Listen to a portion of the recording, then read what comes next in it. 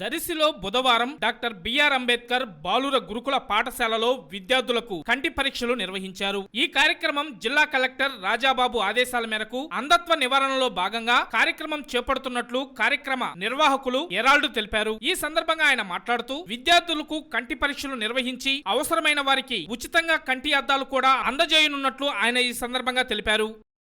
ప్రధానంగా ఈ కార్యక్రమంలో పిల్లల వైద్య పరీక్షలు నిర్వహిస్తారు. వారికి తగిన విధంగా కంటి అద్దాలు మళ్ళీ సప్లై చేయబడతాయి. సంవత్సరము మన పాఠశాలకు వచ్చి ఇలాగా ఈ కార్యక్రమం ఎంతో దోహదపడుతుందని భావిస్తున్నాము.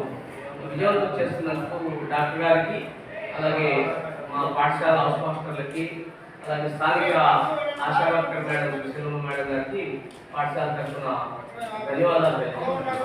ప్రతి సంవత్సరం పాఠశాల విద్యార్థులలో ఏ లోపాలు ఉన్నాయో వాటిని గుర్తించి మనం జిల్లా అంధత్వ నివారణ సంఘం ద్వారా మీకు కంటద్దాలు ఉచితంగా అందజేయడం జరుగుతుంది. అందులో బాగా ఈరోజు మన యొక్క పాఠశాలకు రావడం జరిగింది.